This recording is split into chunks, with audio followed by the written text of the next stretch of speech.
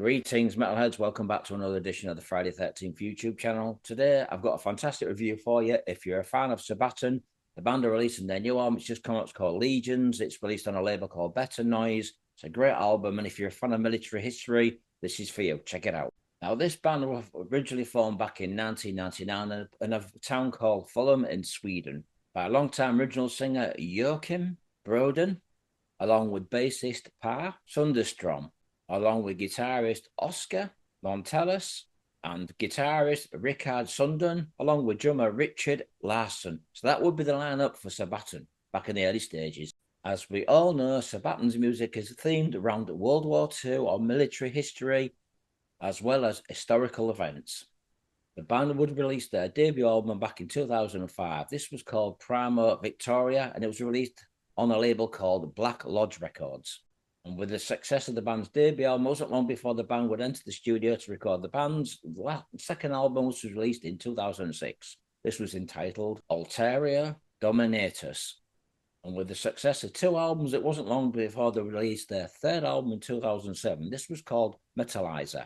2008 would see the band's next album. This was called The Art of War. This is when the band started getting some really, really good reviews, and the popularity of the band soon became bigger. In total, the band have released 11 albums. That includes the new album. With each album, the band have created more success and a bigger following. As we all know, they've played with such bands as Iron Maiden and in recent times, Judas Priest.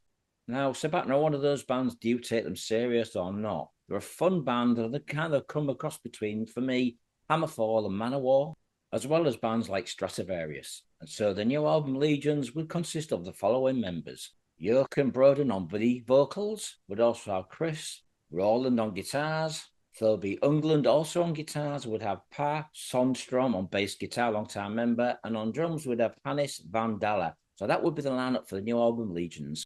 Now, there's one thing I have to say: if you ever see this band live, they put on a fantastic performance. Either you love them or you hate them. So this new album consists of 11 songs. I'm going to tell you what the song titles are for this new album. Templars would be followed by Hordes of Khan, A Tiger Among Dragons, Crossing the Rubicon, I Emperor, Made of Steel, Impaler, Lightning at the Gates, The Duelist, The Cycle of Songs, Till Seeger. So that will be the song titles for this new album. Now we're going to talk about the songs from this album. So the opening track, Templars.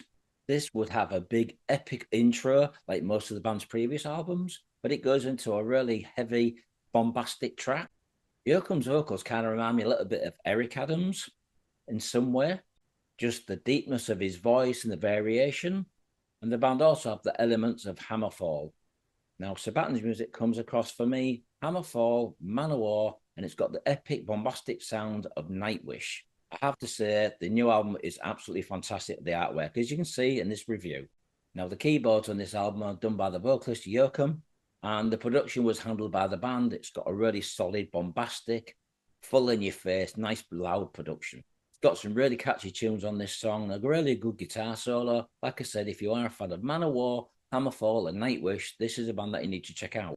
Now, epic power metal is something that's very, very big in Europe and Scandinavia, as well as the UK. The next song on the album is called Hordes of Khan. This is a really bombastic song, very much like Nightwish, but it's got the power and elements of power metal from Scandinavia. Musically, they've got some really good ideas, these guys, and this song has some really catchy riffs. Joachim's vocals are really, really good and powerful. Like I said, if you've seen these guys before live, you know what to expect. They're really tight musicians, and they play some fantastic songs live. Now, the next song is called A Tiger Among Dragons. This is a little bit more laid back. It gives it a bit more variation in the album, which is good because not all songs need to be fast throughout the full album. Bands like Dragon Force tend to do songs that just go on and on and on, but these guys are doing a little bit of variation. Gives it the album a bit more flavour. Throughout the album, there's big choir orchestral arrangements, which really works well for Sabaton's music. The next song is yet another pretty much laid-back song, however, it's still melodic and heavy in places. It's a song called Crossing the Rubicon. I really like this song. It's catchy, melodic. Like I said, Crossing the Rubicon is a pretty good song. Kind of comes across between two bands, Hammerfall and Nightwish. Yes, there's a lot of Hammerfall Nightwish in this album, but there's also a little bit of hints of Manowar. I have to say this is one of the better songs of the album, in my opinion. Now, I have to be brutally honest and truthful with you guys out there. I'm not a big fan of symphonic metal. I prefer my American power metal, However, I do respect these guys and people that are trying to create music like this. It's very popular in the UK and Europe at the minute. And Sabaton do it really well, like Nightwish. I Empire is a really good song. It's very powerful, very bombastic, and the whole album is very energetic. Now, this is a pretty good album. Like I said, it's not merely my style of music. However, I respect those guys who've come a long way throughout their career. And if you are a fan of Sabaton and bands I've already mentioned, check out this album, Legions by Sabaton. It's a really good album. And I'm going to give this album 4 out of 5. I think the production's good. The songs are pretty cool.